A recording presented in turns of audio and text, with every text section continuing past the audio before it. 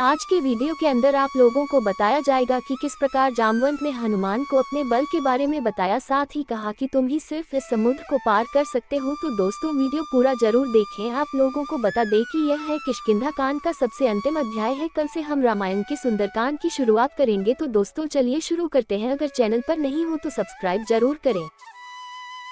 वानरों के समक्ष भयंकर महासागर विशाल लहरों से व्याप्त होकर निरंतर गर्जना कर रहा था।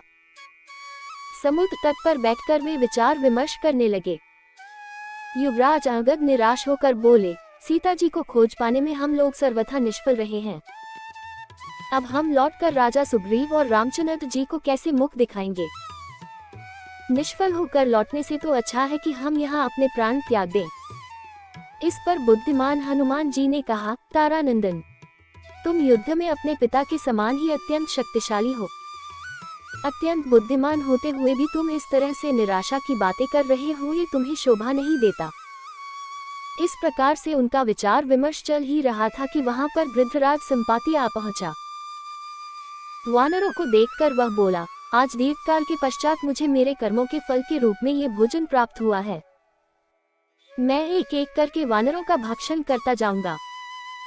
संपाति के वचन सुनकर दुखी हुए अंगद ने हनुमान जी से कहा, एक तो हम लोग जानकी जी को खोज नहीं पाए, उस पर ये दूसरी विपत्ति आ गई। हमसे तो अच्छा गृद्धराज जटायु ही था, जिसने श्री रामचंद्र जी के कार्य को करते हुए अपने प्राण न्यौछावर कर दिया था। अंगद के मुख से जटायु का नाम सुनकर संपाति ने आश्चर्य से कहा, जटायु तो मेरा छोटा भाई है, तुम उसके विषय में मुझे पूरा पूरा हाल कहो। अंगद से जटायु के विषय में पूरा हाल सुनकर संपाति बोला, बंधुओं, तुम सीता जी की खोज करने जा रहे हो। मैं इस विषय में जो भी जानता हूँ वह तुम्हें बताता हूँ, क्योंकि रावण से मैं अपने छोटे भाई जटायु का प्रतिशोध लेना चाहता हूँ, परंतु मैं वृद्ध और दुर्बल होने के कारण रावण का वध नहीं कर सकता, इसलिए मैं तुम्हें उसका पता बताता हूँ। सीता जी का हरण करने वाला रावण लंका का राजा है और उसने सीता जी को लंकापुरी में ही रखा है, जो यहाँ से 100 योजन 400 कोस की दूरी पर है और इस समुद्र के उस पार है। लंकापुरी में बड़े भयंकर सुभट पराक्रमी राक्षस रहते हैं। लंकापुरी एक पर्वत के ऊपर स्वर्ण निर्मित नगरी है, जिसका निर्माण स्वयं विश्वकर्मा ने किया है। उसमें बड़ी सुंदर ऊंची ऊंची मनोरम स्वर्ण निर्मित अट्टालिकाएं हैं। वहीं पर स्वर्णकोट से घिरी अशोक वाटिका है, जिसमें रावण ने सीता को राक्षसनियों के पहरे में छिपा कर रखा है। इस समुद्र को पार करने का उपाय करो, तभी तुम सीता तक पहुंच सकोगे। ये कहकर वह गृद्ध मौन हो गया। विशाल सागर की अपार विस्तार देखकर सभी वानर चिंतित होकर एक दूसरे का मुंह ताकने लगे। अंगद, नल, नील आदि किसी भी सेनापति को समुद्र पार करके जाने का साहस नहीं हुआ। उन सबको निराश और दुखी देखकर वृद्ध जामवंत ने कहा, हे पवनसुत, तुम इस समय चुपचाप क्यों बैठे हो? तुम तो वानर राज सुग्रीव के समान पराक्रमी हो। तेज और बल में तो राम और लक्ष्मण की भी बराबरी कर सकते हो। तुम्हारा वेग और विक्रम पक्षीराज गरुड़ से किसी भी भांति कम नहीं है, जो समुद्र में से बड़े बड़े सर्पों को निकाल लाता है। इतना अतुल बल और साहस रखते हुए भी तुम समुद्र लांघ कर जानकी जी तक पहुंचने के लिए तैयार क्यों नहीं होते? तुम्हें तो समुद्र या लंका में मृत्यु का भी भय नहीं है, क्योंकि तुम्हें देवराज इंद्र से इच्छा मृत्यु का वर प्राप्त है। जब तुम चाहोगे तभी तुम्हारी मृत्यु होगी, अन्यथा नहीं। तुम केशरी के क्षेत्रज्ञ और वायुदेव के औरस पुत्र हो, इसीलिए उन्हीं के सदृश तेजस्वी और अबाध गति वाले हो।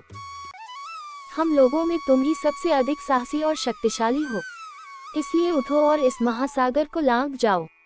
तुम ही निराश वानरों की चिंता को दूर कर सकते हो। मैं जानता हूँ इस कार्य को केवल तुम और अंगद दो ही व्यक्ति कर सकते हो, पर अंगद अभी बालक है। यदि वह चूक गया और उसकी मृत्यु हो गई तो सब लोग सुग्रीव पर कलंक लगाएंगे और कहेंगे कि अपने राज्य को निष्कंटक बनाने के लिए उसने अपने भतीजे को मरवा डाला। यदि मैं वृद्धावस्था के कारण दुर्बल न हो गया होता तो सबसे पहले मैं समुद्र लांघता। इसलिए हे वीर, अपनी शक्ति को समझो और समुद्र लांघने को तत्पर हो जाओ। जाम्बवंत के प्रेरक वचनों को सुनकर हनुमान को अपनी क्षमता और बल पर पूरा विश्वास हो गया। अपनी भुजाओं को तानकर हनुमान ने अपने सशक्त रूप का प्रदर्शन किया और गुरुजनों से बोले, आपके आशीर्वाद से मैं मेघ से उत्पन्न हुई बिजली की भांति पलक मारते निराधार आकाश में उड़ जाऊंगा। मुझे विश्वास हो गया है कि मैं लंका में जाकर अवश्य विदेहा कुमारी के दर्शन करूंगा। ये कहकर उन्होंने घोर गर्जना की, जिससे समस्त वानरों के हृदय हर्ष से प्रफुल्लित हो गए। सबसे विदा लेकर हनुमान महेंद्र पर्वत पर चढ़ गए और मन ही मन समुद्र की गहराई का अनुमान लगाने लगे।